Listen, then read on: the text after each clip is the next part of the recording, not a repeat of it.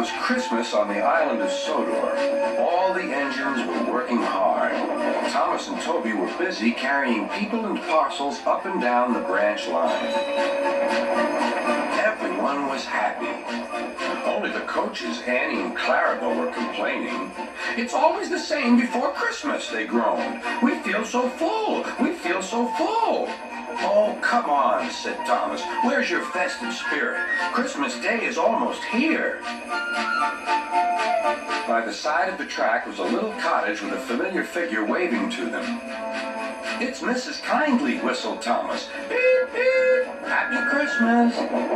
Thomas always felt better for seeing her. "Christmas just wouldn't be Christmas without Mrs. Kindly," he said to himself. When work was over, Thomas went to see the other engines. All their coats had been polished. "Huh," said Gordon. "Just look at us. Your driver will have to work fast to get you as smart as us." "Never mind that," replied Thomas. "I've something important to say. Do you realize it's been a whole year since Mrs. Kindly saved us from a nasty accident? Do you remember when she was ill in bed and—" "Yes, of course," interrupted Edward. "You told us how she waved her red dressing gown out of her window to warn you about a landslide ahead." "And you and Toby gave her presents?" Percy joined in. "And Sir Topham Hatt sent her to the seaside to get better." "But," said the other engines, "the rest of us never thanked her properly." "Exactly," said Thomas. "So now I think we should all give her a special Christmas party." Everyone was getting very excited, and the drivers felt sure that Sir Topham Hatt would agree, as indeed he did. The engines were all busy making plans when silence fell. Sir Topham Hatt had bad news. "The weather's changed badly. Mrs. Kindly is snowed up. Toby says he'll help to rescue her. You must help too, Thomas. There's no party unless you do." Thomas hated snow, but he said bravely, "I'll try, sir. We must rescue her. We must." "There's a good engine. You and Toby will manage splendidly." Thomas charged the snowdrifts fiercely. Sometimes he swept them aside, sometimes they stuck fast, and the men had to loosen them.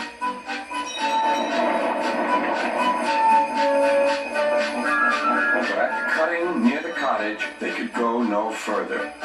"Look at that!" exclaimed Thomas's fireman. "Beep, beep! Here we are!" An answering wave came from an upstairs window. Then they heard a familiar sound. "That's Terence, the tractor," said Thomas. "He's come to help too." Sure enough, Terence had a snowplow and was working hard to clear a patch to the railroad line and safety. At long last, the rescue was complete. Percy took the tired workmen home. Terence said goodbye to Mrs. Kindly and promised to take care of her cottage as he watched them all set off. The engines made good time. No more snow had fallen, but the yard was dark.